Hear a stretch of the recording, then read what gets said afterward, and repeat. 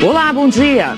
Um ranking que vai ser divulgado hoje mostra que os planos de saúde estão no topo das reclamações dos consumidores pelo 6º ano seguido. As principais queixas dos pacientes foram por falta de informações, negativa de atendimento e o valor do reajuste. E uma novidade, empresas de água, energia e gás apareceram na lista pela primeira vez. E você vai ver também um fim de semana violento no Rio de Janeiro com mortes e tiroteios.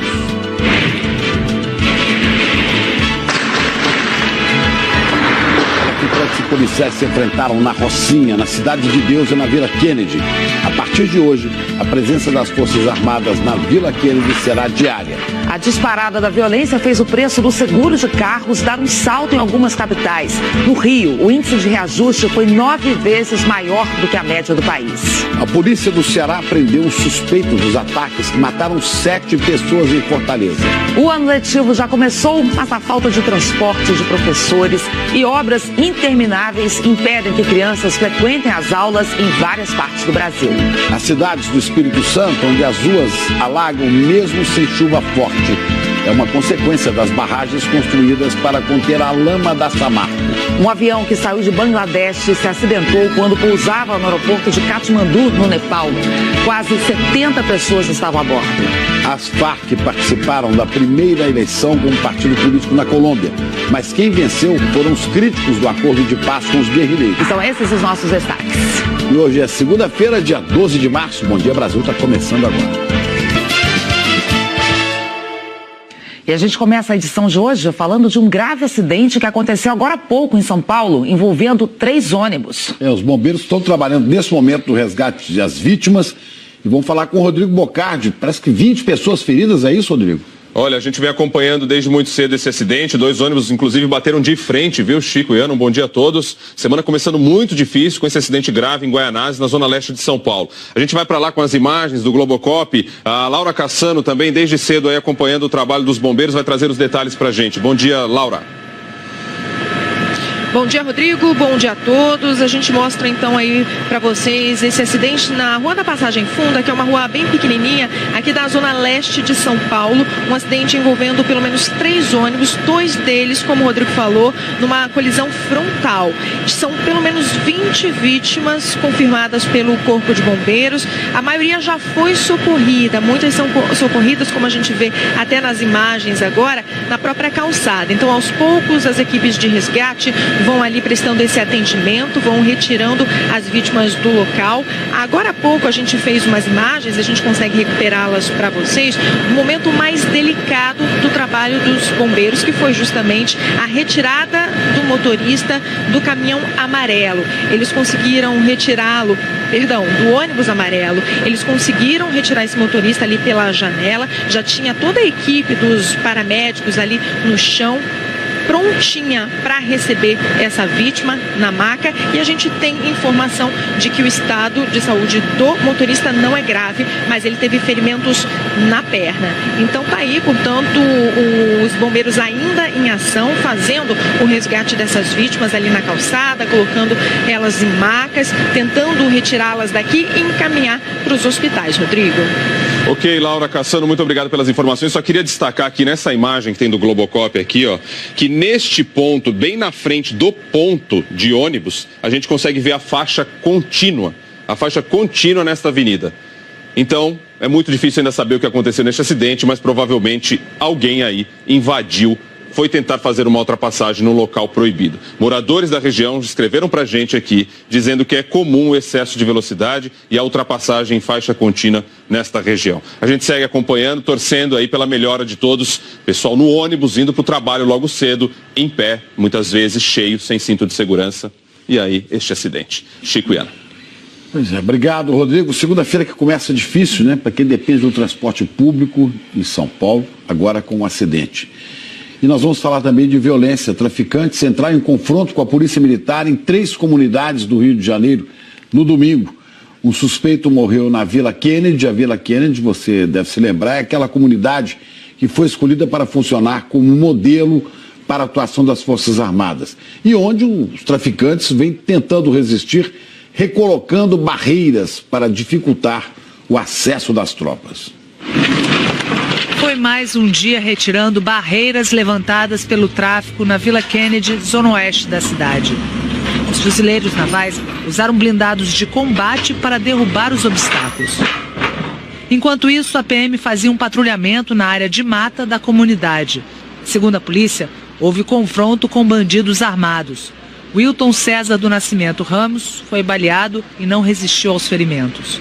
Durante a operação, a PM apreendeu drogas, uma arma, munição e um radiotransmissor. E também houve confronto em outras duas comunidades, na Cidade de Deus, na Zona Oeste, e aqui na Rocinha, Zona Sul do Rio. Os moradores filmaram o tiroteio intenso. Segundo a PM, policiais foram recebidos a tiros durante um patrulhamento de rotina na comunidade. Não há registro de feridos e ninguém foi preso. Foi mais um fim de semana violento. 3 mulheres morreram por armas de fogo no Rio. Entre elas, Janaína Oliveira, de 27 anos, baleada num arrastão. Janaína estava num carro com o marido, que é PM, e com o filho. No enterro, no domingo, o policial contou que a esposa tentou proteger a criança. Quando eu abri a porta, eles já começaram a efetuar disparos. Eu revidei, ela saiu do carro para pegar meu filho no banco de trás. E foi a hora que, infelizmente, o tiro veio, foi de onde acertou ela. E na zona norte do Rio, a madrugada de domingo foi tumultuada. Uma correria começou quando tiros foram ouvidos perto de um baile funk na Vila Cruzeiro. Segundo o relato do DJ do baile, policiais teriam atirado para o alto quando um motociclista furou uma blitz. As pessoas se assustaram com os disparos e correram, mas a PM diz que não houve blitz ou qualquer ação policial no local durante a noite. Na delegacia, ninguém registrou ocorrência. Na correria, 76 pessoas ficaram feridas e foram atendidas no Hospital Estadual Getúlio Vargas. A maioria com ferimentos leves e foi liberada.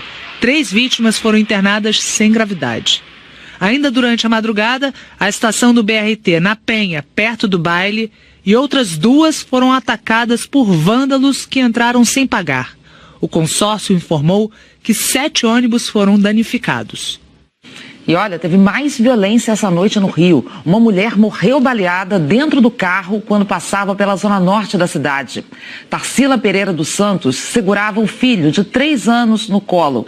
Ela e a família estavam chegando em casa de carro. Eles não perceberam que seriam assaltados e aí não obedeceram à ordem de parar. Os bandidos então atiraram. A Tarsila chegou a ser levada para o hospital, mas não resistiu. Os criminosos fugiram. Mais uma tragédia aí no Rio de Janeiro. E a partir de hoje, as Forças Armadas vão patrulhar a Vila Kennedy, no Rio, todos os dias. É a primeira favela a ganhar o reforço diário de militares depois da intervenção federal. O Diego Aidar está por lá e tem informações ao vivo. Bom dia, Diego. Bom dia, Chico, Ana Paula, bom dia para todo mundo. 300 militares vão participar dessas operações diariamente. As ações aqui na Vila Kennedy, que fica na zona oeste do Rio, começaram no dia 23 de fevereiro. Essa manhã os militares chegaram assim que amanheceu. Às 6h15 chegou o primeiro comboio com 6 carros. São militares de uma brigada e também da Polícia do Exército. Esse comboio conta com o carro Camburão, que é utilizado no transporte de presos. Durante a sexta-feira, numa ação que a prefeitura fez por aqui, foram derrubados vários quiosques de comerciantes que agora estão aí se improvisando, trabalhando da maneira que podem.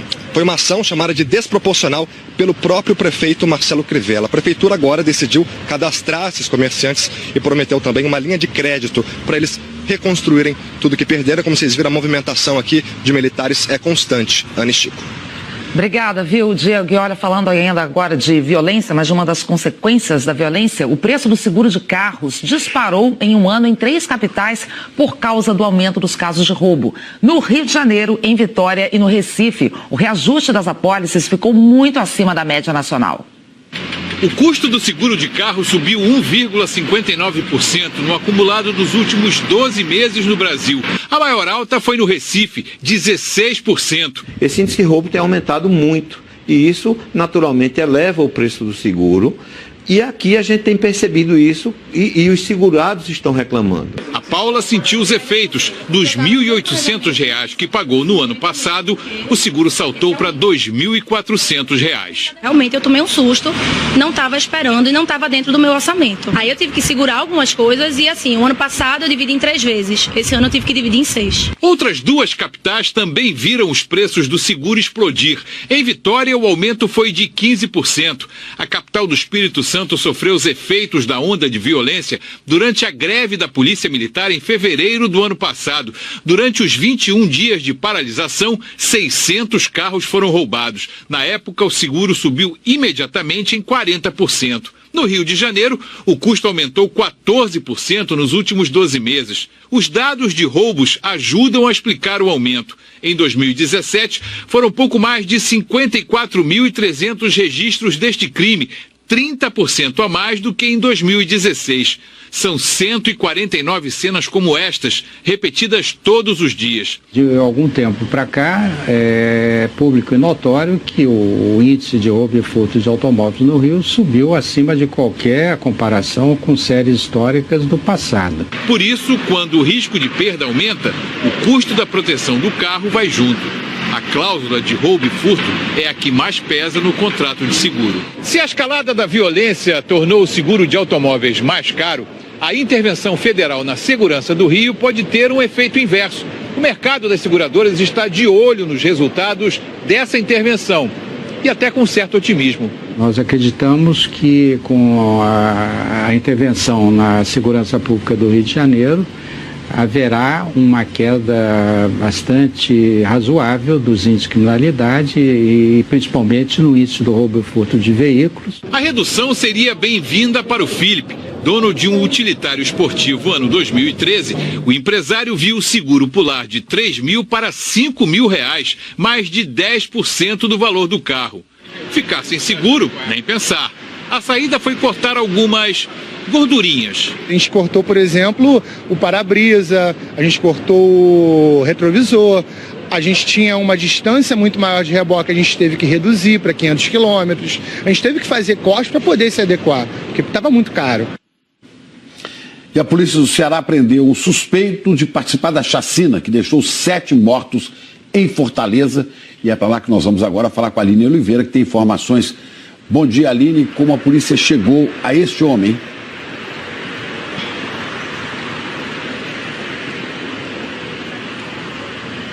Olá, bom dia, Chico, bom dia a todos. Olha só, a polícia identificou um dos carros usados pelos criminosos, pelas câmeras de segurança da região. Esse carro foi encontrado na garagem de um prédio no bairro Nobre aqui de Fortaleza. Foi lá que o suspeito foi preso e depois trazido aqui para a delegacia de homicídios. A polícia não divulgou o nome, mas informou que ele já responde por roubo e receptação. No apartamento e no carro foram encontradas armas e munição. A perícia vai analisar esse material e comparar com o que foi coletado no local dos crimes. Na última sexta-feira, criminosos atiraram e mataram 3 pessoas numa praça aqui próximo. Depois mataram outras 4 perto da sede da torcida do Fortaleza. A polícia ainda investiga se foi briga de torcida ou se a chacina teve outra motivação. Chico e Ana.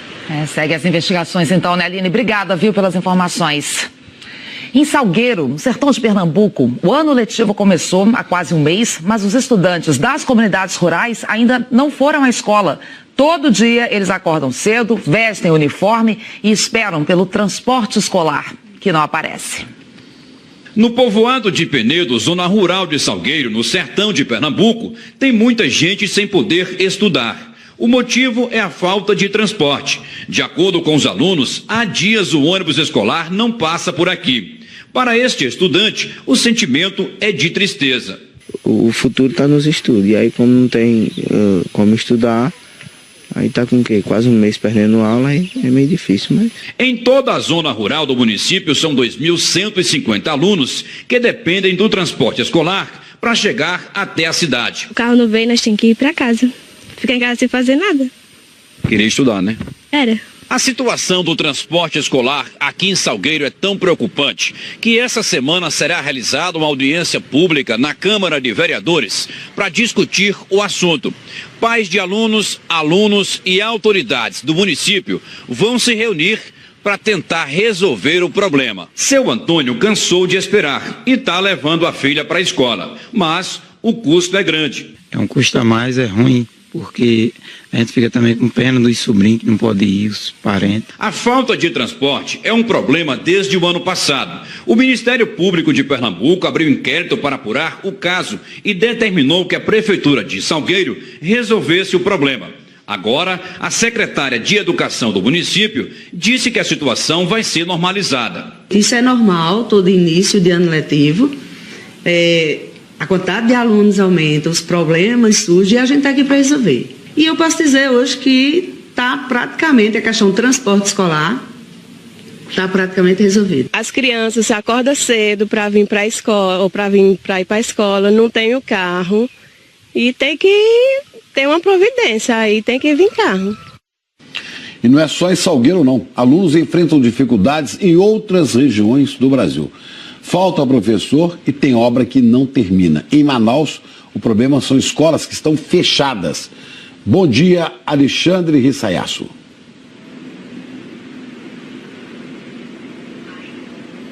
Bom dia a todos. Aqui em Manaus são mais de 3 mil alunos sem aula pelas redes estadual e municipal. Pela rede estadual, são 2 escolas paradas que prejudicam mais de 2.300 alunos. Nós estamos em frente a uma delas e aqui nós vemos aqui na calçada montes de areia e cimento porque as obras ainda estão em andamento. E eu vou pedir para o Orlando Júnior mostrar para a gente a placa que informa que as obras deveriam ter sido concluídas no dia 25 de fevereiro. A Secretaria Estadual de Educação informou que será montada uma espécie de calendário especial para repor as aulas que foram perdidas. Pela rede municipal, são 650 alunos matriculados em uma escola que está sem aula por falta de energia elétrica. Aí a Secretaria Municipal de Educação informou que a energia deve ser ligada ainda esta semana. E uma informação importante é que as aulas aqui em Manaus começaram há mais de um mês. Chico e Ana. Dureza, obrigada, viu, Alexandre? E tem mais, viu? Em Dourados, Mato Grosso do Sul, não tem aula todo dia porque está faltando professor. O Martim Andrada fala sobre isso ao vivo pra gente. Oi, Martim, bom dia.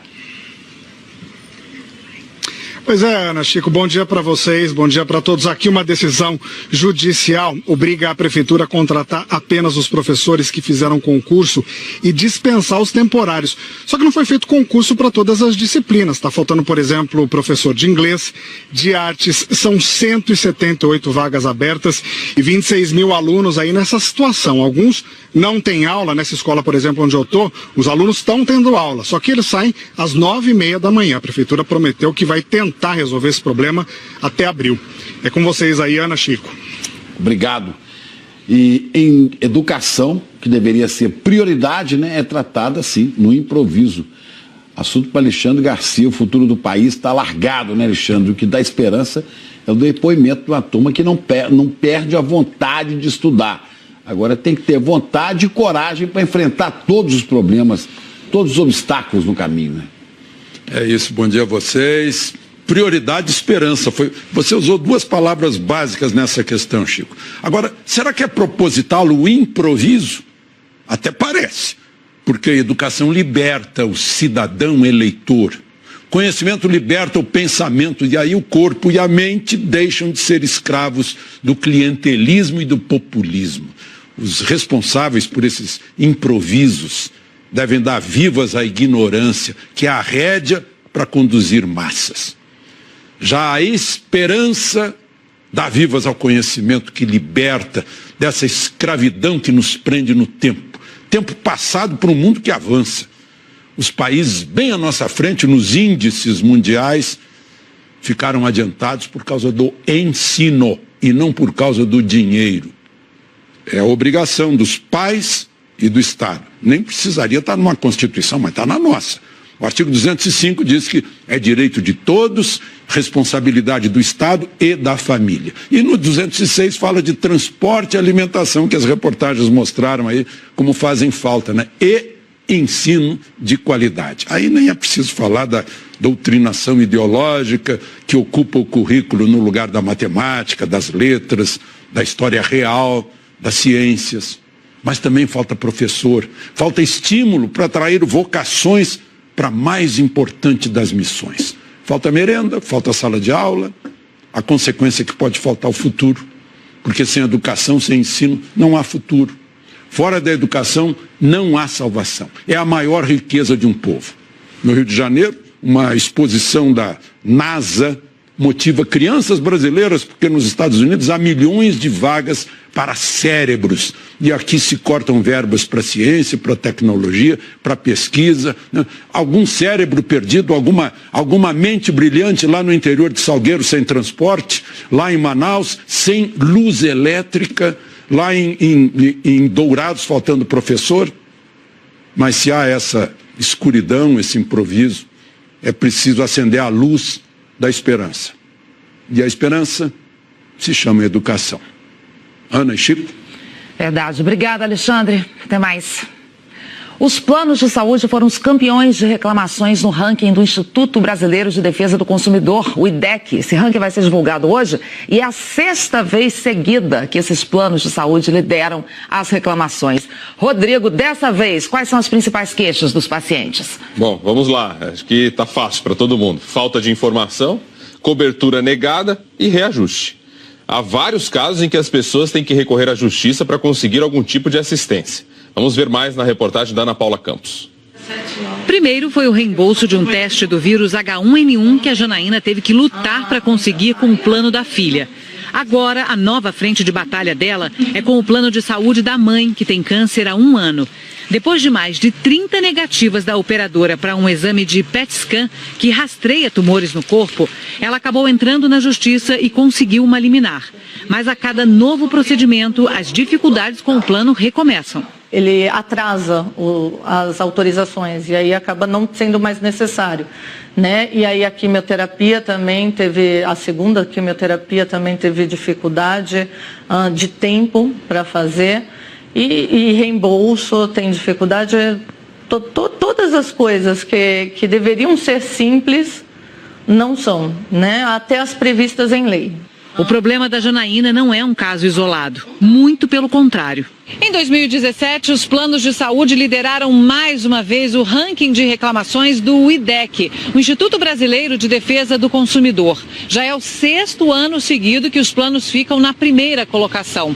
Entre as principais queixas dos consumidores estão a falta de informações, as negativas de cobertura e os reajustes. Nós percebemos um reajuste de 38%, 24%, principalmente os reajustes em que versam sobre contratos coletivos ou por adesão, que não tem uma regulamentação da ANS. As reclamações sobre produtos ficaram em 2º lugar no ranking.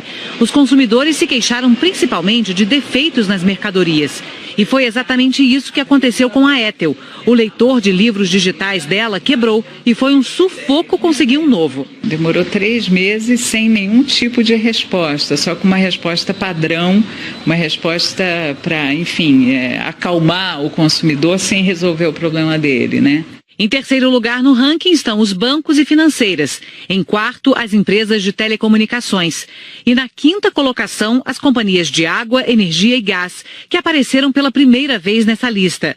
Para o Instituto, o resultado mostra que as agências reguladoras não estão cumprindo o seu papel de órgãos fiscalizadores das empresas. Mostra um problema de fiscalização. A gente percebeu um afrouxamento em várias áreas pelo poder público. E por conta disso, o IDEC identifica que isso é um problema grave. A Associação Brasileira de Planos de Saúde e a Federação Nacional de Saúde Suplementar disseram que os dados da pesquisa só refletem o perfil dos clientes do IDEC e não têm critérios transparentes.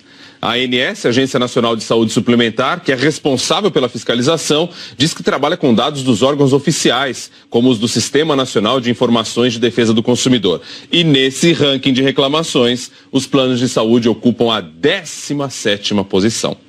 Chico e Ana, quem está com a gente todas as manhãs aqui, certamente tem um plano de saúde, teve ou está tentando ter, pode fazer uma avaliação pessoal sobre a qualidade do serviço. Pois é, as explicações ele sempre tem, né? Agora, quem usa o serviço é que sabe se está funcionando ou não. Não muda em nada o fato de que tem muito problema para quem precisa, exatamente na hora que mais precisa para usar o plano de saúde. Vulnerável.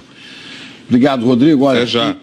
E um avião com mais de 70 pessoas a bordo se acidentou quando pousava no aeroporto internacional de Katmandu, no Nepal, hoje de manhã. A companhia dona do avião, a US Bangla, diz que 67 passageiros e 4 tripulantes estavam a bordo. 30 pessoas foram resgatadas até agora, 7 delas morreram a caminho do hospital. Esse avião tinha saído de Dhaka, capital de Bangladesh. E em Nova York, 5 pessoas morreram na queda de um helicóptero. Foi ontem à noite. 6 pessoas estavam a bordo. Aí você vê essa imagem de celular mostrando o momento em que o helicóptero cai no East River, um dos rios que banham a cidade de Nova York. O piloto conseguiu escapar. 2 passageiros morreram no local. Os outros 3 foram levados com vida ainda para o hospital, mas não resistiram aos ferimentos. O helicóptero fazia um voo panorâmico. A causa do acidente ainda está sendo investigada. E também o problema do frio, 4 graus no momento do acidente desse helicóptero. E por aqui a forte chuva do fim de semana derrubou uma ponte e interditou a BR-265 no sul de Minas Gerais. A estrada é a principal ligação entre o sul de Minas e a zona da Mata Mineira. O Hernani Fiuza está no local, trazendo informações para nós. Alguma previsão de liberação dessa via, Hernani? Bom dia. Ainda não, viu, Chico? Bom dia para você também, para Ana Paula, a você que está nos acompanhando. A Prefeitura daqui de Nazareno, onde nós estamos, deve se reunir hoje com o DENIT, a Defesa Civil, para ver o que pode ser feito. Choveu aqui, na madrugada de domingo, cerca de 80 milímetros. Isso é mais da metade da média de chuva de todo o mês de março. O motorista de uma carreta que passava por aqui, na hora da queda, disse à polícia que chegou a ver a ponte caída, mas não conseguiu frear. Ele teve um impacto, perdeu o controle e a carreta só parou depois de bater em algumas árvores. O motorista teve ferimentos leves. A BR-265 é um importante acesso daqui do sul de Minas às cidades históricas de São João del Rei, Tiradentes, Ouro Preto. Agora, para o motorista chegar a essas cidades, é preciso fazer um desvio de pelo menos 80 quilômetros, viu, Chico e Ana Paula? Ok, Hernani, obrigada. Vamos então saber direto de previsão do tempo, saber se tem mais chuva prevista para Minas Gerais. Isabela Camargo, já aqui a postos. Oi, Isabela, bom dia. Bom dia, Ana, Chico, bom dia a todos, boa semana. Tem uma boa notícia para o sul de Minas. Hoje não tem previsão de chuva. Também em boa parte do Rio de Janeiro e de São Paulo. Na verdade, essa última semana cheia do verão já dá indícios do outono, com menos chuva em parte do sudeste. Já no norte de Minas, Espírito Santo, no interior do Nordeste e sul da Bahia, aí a previsão é de temporais. Vou te mostrar aqui nas imagens satélite. Você vê que as nuvens estão bem concentradas no centro-norte do país. Olha só, organizadinhas aqui, pegando do Espírito Santo, interior do Nordeste, avançando pelo centro-oeste até o norte. Já no centro-sul, a gente tem essas 2 áreas de alta pressão que fazem circular um ar mais seco e que vão deixar essa frente fria aqui, ó, passar bem longe, lá pelo oceano. Ela não vai interferir em nada aqui, provocando muita chuva hoje não. Vou te mostrar os detalhes. Onde está verde claro significa pancadas de chuva bem isoladas e só no período da tarde. Vai aqui do oeste do Paraná, avança aqui por Goiás, sul de Mato Grosso, Acre, parte do Amazonas, vai até o leste lá do Amapá, Rio Grande do Norte. Já onde está verde escuro, aí a situação é diferente, a condição é para chuva mais volumosa, temporais mesmo, tá? Então, vou destacar para você, norte do Espírito Santo, do Recôncavo Baiano até o sul da Bahia, avança pelo oeste, sul do Maranhão, centro-sul do Pará, até Rondônia e o centro-norte de Mato Grosso também, com previsão de pancadas de chuva. Agora o tempo firme aqui no Rio Grande do Sul, centro-oeste de Santa Catarina, faixa central do Paraná, boa parte de São Paulo, Rio de Janeiro e sul de Minas, como já falamos mais cedo. Aqui do norte do Amazonas, todo o estado de Roraima com tempo seco até o oeste do Amapá e aqui entre Paraíba e Alagoas, previsão de tempo firme e no Recife, hoje é aniversário da capital pernambucana, previsão de 33 graus e sem chuva então para a comemoração dos 481 anos. As temperaturas ficam assim, a gente tem 33 graus também para Campo Grande, Manaus, 29 em Brasília, Belo Horizonte, 32 em São Paulo, 34 no Rio de Janeiro, 30 em Curitiba, 28 em Florianópolis e Porto Alegre. Chico e Ana, mas o pessoal da região sul precisa saber que depois dessas máximas, as temperaturas caem um pouco, tá? Para o pessoal da região sul. Para ninguém ficar triste, lembrar também que Olinda está fazendo aniversário hoje, 483, 2 anos a mais do que o Recife, Isabel. Bem lembrado. Parabéns, Paulinho de Recife. E qual é o recado que você tem para amanhã? Para amanhã, Chico, é o seguinte, a chuva continua no interior nordestino, vai ter nevoeiro na faixa leste de São Paulo e de Curitiba por conta de uma massa de ar seco, e aí durante a semana a chuva vai ficar bem concentrada. No próximo mapa você vai ver Mato Grosso, Tocantins e Bahia, e menos chuva no Ceará, no Rio Grande do Norte e Alagoas. E aí para o Rio de Janeiro, Chico, como choveu demais aí, né, desde o início do mês, não tem previsão de chuva esta semana. Ok, obrigado, Isabela. Obrigada. E a maior lagoa do Espírito Santo transbordou e invadiu ruas e casas de 2 cidades no norte do estado. Os alagamentos começaram depois que a mineradora Samarco construiu barragens para evitar que aqueles rejeitos dela atingissem os rios da região. Água cobriu quase todo o pasto, já está invadindo ruas e falta pouco para entrar em algumas casas em Sooretama, no norte do Espírito Santo. A Lagoa de Paranã, a maior do estado, transbordou. A lagoa encheu tanto nos últimos dias que aqui, por exemplo, onde a gente está, é uma rua. Ali a gente até vê os postes de iluminação. E o único acesso aqui ou é de barco, como a gente está, ou então como aquele morador, olha, que está vindo caminhando com a água quase na cintura. Na cintura. E se mais para fora, vai no pescoço. Já em Linhares, cidade vizinha, a água chegou à varanda de algumas casas. Moradores tiveram que deixar tudo para trás. O que eu pude tirar, eu tirei. Agora o resto das minhas coisas ficou aí dentro de casa. A rua que dá acesso às casas sumiu. Todo dia você vai ver uma marca diferente na água, né? Você vai ver que está subindo todos os dias. Só que não chove forte nessas cidades há um mês. Quem mora aqui conta que os alagamentos têm a ver com um desastre ambiental de Mariana, que aconteceu em Minas Gerais no fim de 2015. Uma barragem de rejeitos de minério da Samarco se rompeu e a lama se espalhou por toda a extensão do Rio Doce.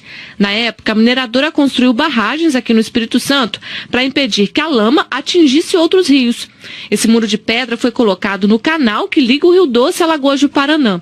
O objetivo era preservar o ponto onde a água é captada para abastecer a cidade.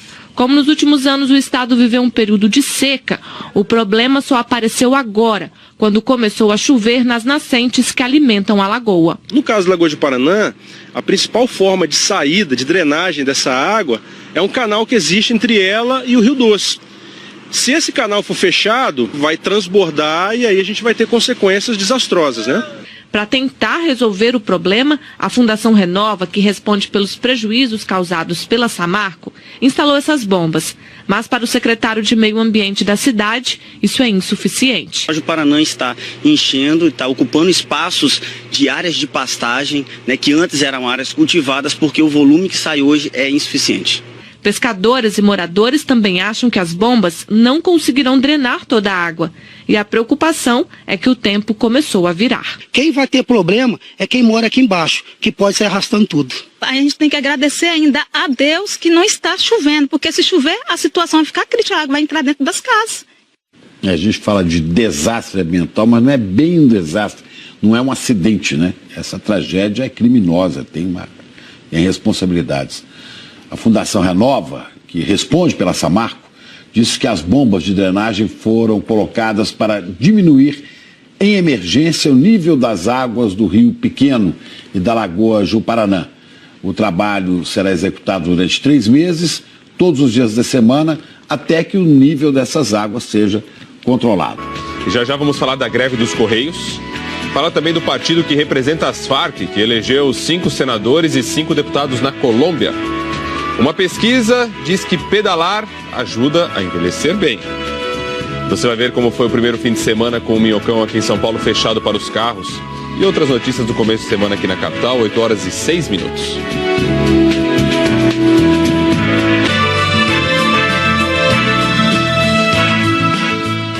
A semana começa com greve nos Correios por todo o Brasil por tempo indeterminado. Vamos a Brasília. A Joconda Brasil tem informações sobre essa greve. Bom dia, Joconda. Oi, Chico, bom dia a você, bom dia a todos que nos assistem. De acordo com a Associação dos Profissionais dos Correios, 21 estados mais o Distrito Federal aderiram à paralisação. De fora estão apenas Amazonas, Amapá, Sergipe e Roraima, e os funcionários do Piauí fazem assembleia hoje para decidir sobre a paralisação. Dessa vez a greve não tem a ver com reajuste salarial, e sim com mudanças na regra de cobrança dos planos de saúde. Aqui hoje, os funcionários pagam um percentual só quando usam o plano. Os Correios querem cobrar um percentual fixo, além de uma taxa pelos procedimentos médicos realizados. Em Belo Horizonte, como a gente vê aí nas imagens, os funcionários dos Correios espalharam faixas e cartazes numa das centrais de distribuição. Em nota, a direção dos Correios afirma que a greve nesse momento prejudica a situação já delicada da empresa, que depois de negociar sem sucesso com os trabalhadores, o financiamento dos planos de saúde vai para julgamento no Tribunal Superior do Trabalho e que não tem como manter o modelo atual dos planos, que são condições concedidas de acordo com os Correios no auge do monopólio, quando a empresa detinha o monopólio no mercado de postagens. Gioconda Brasil, para o Bom Dia Brasil. Muito obrigado, Gioconda. A gente vai falar agora da investigação de um tiroteio que deixou 2 pessoas mortas e 4 feridas na noite de sábado em São Bernardo do Campo, no ABC Paulista. Imagens da câmera de segurança do bairro, Jardim Calux, mostram a correria por causa dos tiros. Carros e motos tentam sair rapidamente dali. Agora, repare no canto esquerdo do vídeo, um homem atravessa a rua e vai correndo em direção a um carro atirando. Outro homem também atira, mas em outra direção. Em seguida, os 2 fogem, mas um deles ainda volta e faz mais disparos. Os 2 mortos são Eduardo Donizete Silva Santos, de 25 anos, e Maxwell Nonato de Souza, de 24. No local do tiroteio, a polícia encontrou papéis com anotações que seriam de contabilidade de tráfico de drogas. Agora, notícias internacionais. Os inimigos do acordo de paz entre o governo colombiano e as Forças Armadas Revolucionárias da Colômbia foram os grandes vencedores das eleições legislativas no fim de semana. O Partido Centro Democrático, fundado pelo ex-presidente Álvaro Uribe, elegeu o maior número de representantes para o Senado e a Câmara dos Deputados. Como era esperado, o partido que representa as Farc teve um fraco desempenho nas urnas. Mesmo assim, garantiu 5 senadores e 5 deputados, porque esse número estava previsto no acordo.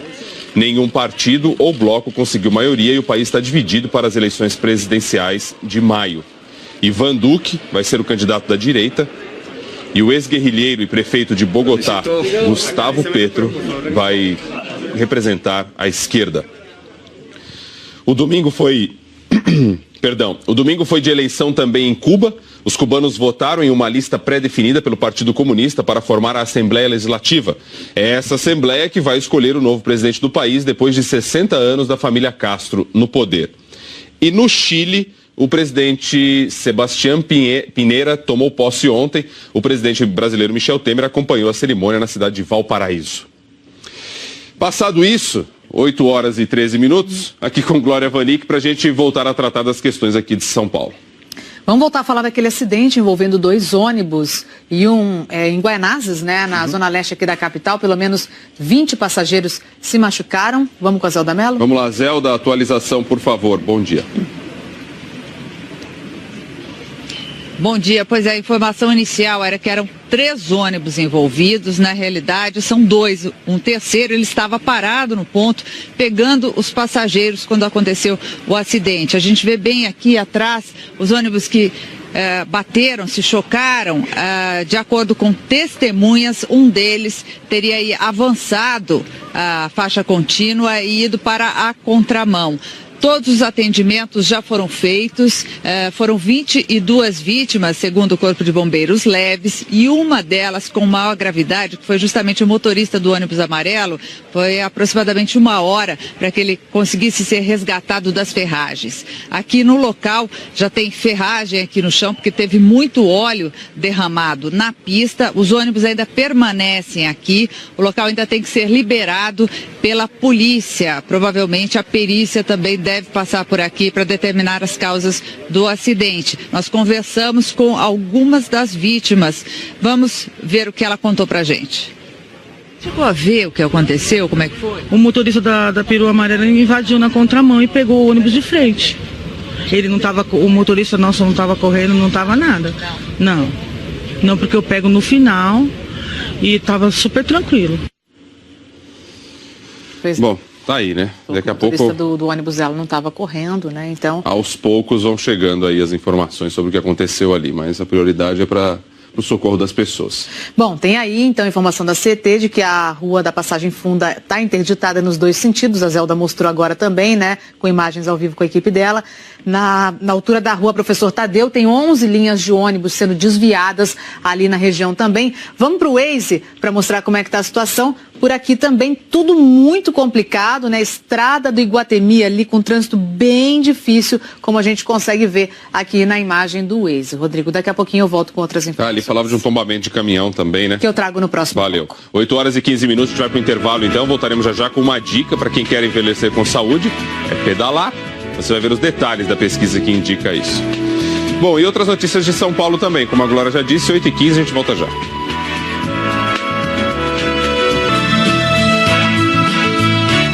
Uma pesquisa feita por 2 universidades da Inglaterra revelou que pedalar ajuda a envelhecer com saúde. A prática de esportes por idosos impede a perda de massa muscular, ajuda a manter o peso, controla o nível de colesterol e, o que é melhor, faz a defesa do organismo funcionar como numa pessoa de 20 anos. Seu Luiz tem 64 anos, 160 medalhas e alguns troféus. Quantas vezes o senhor já subiu ao pódio? 10 vezes aproximadamente. 10, 12 vezes já subi ao pódio. Mas a vitória nunca foi o mais importante. 4 vezes por semana, seu Luiz se arruma para praticar ciclismo com o vizinho, o seu Jair, que tem 73 anos. O objetivo dos dois é manter o corpo em movimento e ganhar saúde. Eu sinto muito bem. Nas competições mesmo a gente vê que pessoa bem mais jovem, às vezes não consegue acompanhar o ritmo da gente. Esse benefício que eles já conhecem na prática foi comprovado por um estudo da Universidade de Birmingham e do King's College de Londres. Os testes em laboratório mostraram que a prática regular de esportes impediu a perda de massa muscular, que geralmente começa aos 20 anos. Os velhinhos ciclistas também mantiveram o peso ideal e o nível de colesterol controlado. E o resultado mais surpreendente é que a pesquisa comprovou que o sistema imunológico, a defesa do organismo, de quem pratica esporte regularmente, não envelhece. Melhor do que isso, ele volta a funcionar tão bem quanto o de uma pessoa de 20 anos. Dá ou não dá vontade de começar? Os dois pedalam há 15 anos e acreditam que o esporte é um santo remédio. Faz muito tempo que eu não fico doente, graças a Deus. Olha, nem gripe tenho pego, viu? A pesquisa constatou que os exercícios físicos retardam o envelhecimento de um órgão chamado timo, uma glândula no centro do peito que produz células de defesa que fortalecem o sistema imunológico. Este geriatra avalia que a descoberta é muito importante e ressalta um alerta da própria pesquisa. Quanto mais cedo se começa, melhores os efeitos. Se eu tiver um estilo de vida ativo, com uma atividade física levada a sério uma vida inteira, eu tenho muitos benefícios, inclusive preservando a minha capacidade de defesa, para aí sim ter um resultado muito positivo no envelhecimento, com funcionalidade, com independência, com autonomia, que é o envelhecimento que mais se deseja. André começou há 2 anos. Eu não uso bicicleta só para exercício, não. Eu uso para me locomover. Se eu precisar ir no cinema, eu vou no cinema. Se eu precisar ir no médico, eu vou no médico. Vem vindo agora de onde? Eu faço psicanálise, estava vindo do meu médico agora. Será que dizer que se sente com 20 anos é exagero? Não, acho que não seria, não. O sentimento é de vitalidade mesmo. Boa. 8h21, Isabela Camargo atualizando a previsão do tempo pra gente. Bom dia, Isa. Bom dia, Rodrigo. Bom dia para você também. Tempo firme ainda, melhor ainda, né, para andar de bicicleta. Rodrigo, hoje aqui em São Paulo, a gente está iniciando aí uma semana já com cara de outono, com calor e com menos chuva. Mas vai esquentar um monte. Não é? Você viu o sol de manhã, como ele começou, né? O dia bem alaranjado. Começamos com 19 graus e vamos para 32, então uma amplitude de 13 graus. Nós temos uma frente fria passando lá pelo oceano, mas ela não vai provocar chuva. Ela serve para atrair bastante calor do interior. Inclusive, é este calor com um pouquinho de umidade que ainda resta aqui em cima do estado, é que a gente tem previsão de pancada de chuva aqui no oeste. Mas é uma chuva muito pontual. Inclusive, a umidade do ar cai bastante. Mesmo aqui no oeste, onde a gente tem previsão de pancada de chuva, como elas são bem isoladas, a umidade pode cair. Inclusive, aqui na capital vai chegar perto de 40%. Olha só a diferença das últimas semanas, tá? E aí, esta semana vai seguir, então, com bastante calor, máxima de 31, 30 graus, pouca... Algumas gotas. Isso, aquelas bem isoladas, tá? Então, isso é bem importante. O pessoal já virar a chave aí daquele verão que a gente estava vindo com bastante chuva. Agora a chuva fica bem mal distribuída e bastante calor, então, até o final da semana. Só no sábado que a gente tem uma chance maior de chuva e por esse mapa aqui a gente vê que ela vai estar bem irregular. Comparando na escala, olha, só 5 milímetros aqui na região metropolitana. Mas a gente vai atualizando, né? Isso. Valeu, obrigado, Isa. Bom dia. Um homem caiu de uma altura de 6 metros enquanto fazia rapel em Paranapiacaba, na Grande São Paulo. 51 anos, ele estava na Cachoeira da Fumaça, na Serra do Mar, teve fratura exposta na perna, mas estava consciente. 4 carros dos bombeiros participaram do resgate. Este homem foi retirado dali de helicóptero e levado para uma unidade de pronto atendimento. E o estado de saúde dele não foi informado. Vamos lá, Glória, mais uma atualização, 8h23. A gente alertava para um tombamento, né? Foi. Aí, ó, tombamento de caminhão na Avenida Alexandre Colares, sentido único, com a Avenida Domingos de Souza Marques, ocupando uma faixa, alerta da CET. Temos imagens. Zona Oeste, isso. Zona Oeste, ali pertinho da Anhanguera. Temos imagens feitas mais cedo pelo Globocop. Foi agora há pouco, né? E aí temos imagens, não temos informação sobre vítima desse acidente, mas aí a imagem feita mais cedo pelo Globocop, inclusive com a interdição por ali. Vamos dar uma olhadinha no nosso mapa, então, como é que está o trânsito ali na região? Olhando aqui no Waze, tudo muito complicado ainda nessa região, tá? O local do acidente ali. Rodovia Anhanguera é essa que nós vemos aqui. Vou afastar até um pouquinho o mapa para vocês verem. O trânsito também difícil aqui na rodovia Anhanguera na chegada à capital. E aqui a marginal do Rio Tietê. Então, a gente vê aí tudo bem complicado aí na região do acidente, mas sem informação de vítimas por enquanto. Tá bom. Também temos imagem de um capotamento no Tatuapé, aí na Radial Leste. Esse carro aí foi o carro que capotou, ele já estava desvirado quando o Globocop chegou ali, mas a gente vê a unidade do Corpo de Bombeiros que fez o resgate ali dos feridos, né? Também, por enquanto, sem informação do número de feridos nesse acidente ali no Tatuapé. Não, mas... na radial do lado... Radial com ladinho. Na radial do ladinho do terminal de ônibus. Exatamente, do terminal do Tatuapé. E aqui também temos no Waze mostrando como é que está o trânsito ali na radial, reflexo desse acidente, tudo muito, muito congestionado no sentido do centro da cidade. Então travou toda a radial no sentido do centro. Dá até pra gente mostrar a nossa câmera ali na radial. Tá livre, né, nesse ponto, provavelmente. Foi bem na altura do Tatuapé, né? Então vamos ver aqui, olha. Exatamente o que acontece. Já está livre aí no trechinho da nossa câmera, justamente porque o acidente reteve o trânsito um pouquinho ali para trás, tá? Tá bom. Valeu, Glória. Obrigado, viu? Até já. Mais um intervalinho, pessoal, rapidinho. A gente volta já para mostrar que esse fim de semana que passou foi o primeiro em que o Minhocão ficou fechado para os carros, final de semana todo. A gente vai trazer os detalhes, como é que foi, enfim. E outras notícias da capital paulista também. Agora 8h25. Força!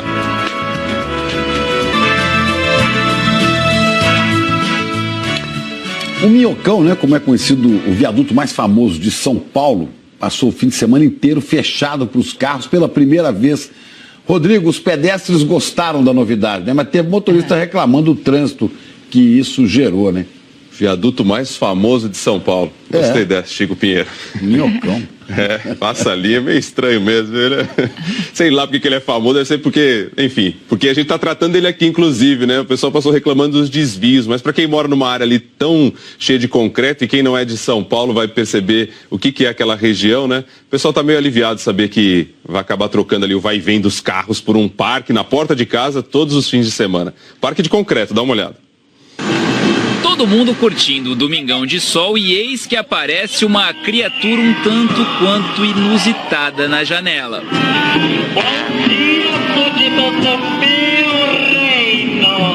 Não entendeu? É só dar uma olhadinha ao redor.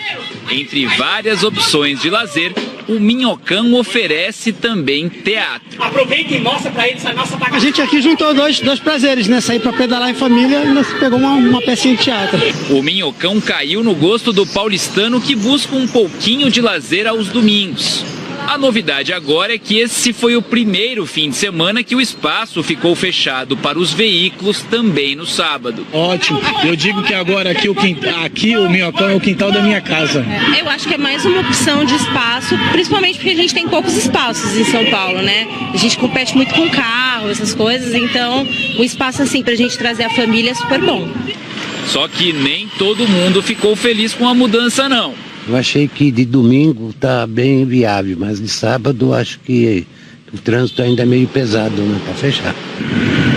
O elevado João Goulart, com pouco mais de 3 quilômetros de extensão, foi inaugurado em 1971. Nos primeiros anos, o Minhocão era exclusivo para os carros, mas por causa do barulho, os moradores dos prédios vizinhos começaram a reclamar. Foi então que o elevado passou a ser fechado durante as madrugadas. E com o tempo, os veículos tiveram que dividir espaço com os pedestres. Muito bom, diminui o barulho, a gente conseguiu dormir, acordar sábado mais tarde, não precisar levantar às 6h30 da manhã com aquele barulho dos carros, moto. Achei ótimo. Eu que moro aqui, gostadinha, não saía caminhar e agora vamos sair caminhar todo dia. A lei que criou o Parque Municipal do Minhocão foi sancionada no mês passado. Quando se fala em parque, a gente logo pensa em verde, em planta. Aqui no Minhocão o concreto ainda predomina, mas quem sabe daqui a alguns anos tudo mude e essa imagem deixe de ser apenas um desenho na parede. Teria que reformular alguma coisinha aqui para conseguir algumas árvores aqui, mas seria muito bom ter mais verde aqui para a gente conseguir ficar na sombra com as crianças, fazer piquenique, fazer mesmo de um parque, né? Parque de asfalto, concreto e, quem sabe, verde. Próximo passo desse projeto é fechar o Minhocão de segunda a sexta, das 8 da noite às 7 da manhã. Por enquanto, o pessoal está dormindo até acordar no sábado e no domingo, Chico e Ana. Verdade. Bacana, Rodrigo. Até já. Valeu. O secretário de Saúde da cidade de Igaracy, na Paraíba, foi afastado depois de mandar matar cerca de 50 cachorros que estavam nas ruas. O Ministério Público está investigando denúncias de que os cães teriam sido, inclusive, mortos a pauladas. A notícia revoltou os moradores de Igaracy, a 450 quilômetros de João Pessoa. Eu acho que isso foi um grande ato de barbaridade com os animais, né? Que eles não têm culpa de nada, são criaturas inocentes, não tem que matar. Na semana passada, cerca de 50 cachorros foram recolhidos nas ruas e mortos por agentes da prefeitura. Quem deu a ordem para a matança foi o então secretário de Saúde, José Carlos Maia, que foi afastado depois da repercussão do caso. Ele alega que os animais estavam doentes e representavam um risco à população. O procedimento da eutanásia nós realizamos num galpão aqui no município, que era a área que a gente tinha.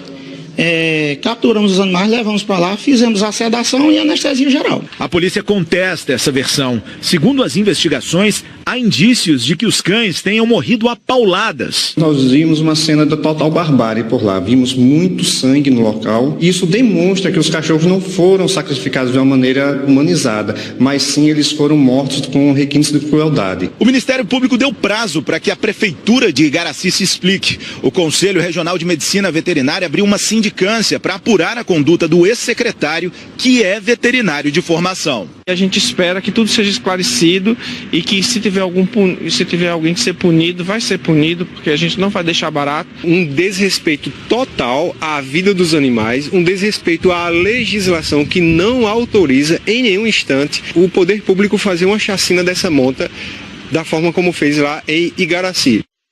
E uma maldade, né? Olha, a prefeitura lá de Igaracy diz que só vai se manifestar depois que for notificada. Daqui a pouco, o presidente russo diz que já mandou derrubar um avião com mais de 100 pessoas. E sobe para 50 o número de mortos no acidente com um avião no Nepal. Agora são 8h36, hora de Brasil.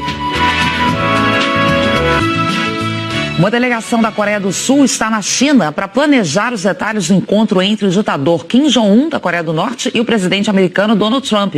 Na semana passada, Trump aceitou um convite de Kim Jong-un para negociar o programa nuclear da Coreia do Norte. Mas os próprios sul-coreanos que passaram esse convite disseram que ainda não receberam nenhuma resposta oficial do regime norte-coreano. As Nações Unidas afirmaram hoje que as negociações devem incluir uma discussão sobre direitos humanos. Segundo a ONU, a restrição à informação e a vigilância do Estado na Coreia do Norte permanecem fortes e provocam medo entre os cidadãos. E olha que notícia absurda e revoltante. O presidente russo, Vladimir Putin, admitiu que mandou derrubar um avião cheio de gente horas antes da abertura da Olimpíada de Inverno de Sochi em 2014.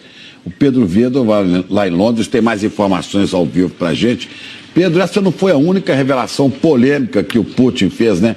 A confissão de assassinato. Bom dia, Chico, Ana, bom dia para todo mundo. O Vladimir Putin, na verdade, fez várias revelações no trailer de um documentário que foi ao ar ontem na TV russa. Ele disse que horas antes da cerimônia de abertura dos Jogos de Inverno da Rússia, foi avisado de que um avião com 110 pessoas que ia da Ucrânia para a Turquia tinha sido sequestrado por um homem com uma bomba e mudado a rota para Sochi. O Putin disse que mandou abater o avião e só depois, já dentro do estádio lotado, com a aviação russa mobilizada, é que ele soube que era um alarme falso e o avião, portanto, não foi abatido. O presidente russo ainda contou orgulhoso que o seu avô, Spiridon Putin, foi cozinheiro do ditador Joseph Stalin. Aí, Vladimir Putin. 8 horas e 41 minutos, Glória. Rodrigo, vamos falar de um acidente que ocorreu mais cedo na Avenida Salim Faramalouf, entre dois carros. Foi ali no cruzamento com a Avenida Vereador Abel Ferreira. Foi durante uma perseguição policial. Essas imagens foram feitas mais cedo pelo Globocop. Os policiais perseguiam um carro roubado. Durante a fuga, os bandidos bateram num outro carro. 3 homens foram presos, esses 3 que a gente vê ali na calçada. Agora, atualizando, aqui no Waze, a gente vê que ainda tem trânsito ainda muito congestionado e ainda tem interdição ali na região. É um trânsito só por aproximação. Ok, muito obrigado, viu? Subiu para 50 o número de mortos no acidente com um avião de passageiros no aeroporto internacional de Katmandu, no Nepal. Esse avião vinha de Bangladesh, caiu durante a manobra de aterrissagem. 67 passageiros e 4 tripulantes estavam a bordo e na última década o aeroporto de Katmandu registrou vários acidentes com aviões de pequeno porte. A maioria levava turistas que visitavam as montanhas do Nepal, que fica na cordilheira do Himalaia, na Ásia. Acabou, né? Acabou, vamos lá. Aqui em São Paulo, de olho, atualizando as informações daquele acidente que mostramos logo no início, na Zona Leste. Todos socorridos ali. Fica agora a expectativa com relação à perícia para saber o que realmente provocou esse acidente. E também agora pela manhã, uma carreta tombou na região da rodovia Anhanguera, que liga aqui no interior de São Paulo. Não há informações sobre feridos. Assim começa a segunda. Boa semana para todos. Até amanhã. Segunda começa aqui em Brasília com reunião hoje do presidente Temer com o diretor-geral da Organização Mundial do Comércio, Roberto Azevedo. Recentemente, os Estados Unidos decidiram sobretaxar o aço, que vai prejudicar as exportações do Brasil. Uma ótima semana para você. Eu termino com a notícia de que a inteligência russa teria encontrado laboratório de armas químicas em Guta, na área rebelde. Já o Ocidente afirma que o ditador Bashar al-Assad é quem comanda os ataques químicos na região. O principal grupo rebelde concordou com a Rússia pela transferência de feridos dali. Vamos ver se agora então sai um corredor humanitário nessa região. Bom dia para todo mundo. Tomara, né? Bom, você sabe outras notícias a qualquer momento do Jornal Hoje. Ótima semana para todos nós e amanhã a gente está de volta. Bom dia para você. Bom dia e, de novo, parabéns para Recife e Olinda. Estão comemorando a data hoje. Coragem, hoje é segunda-feira. Vamos nessa.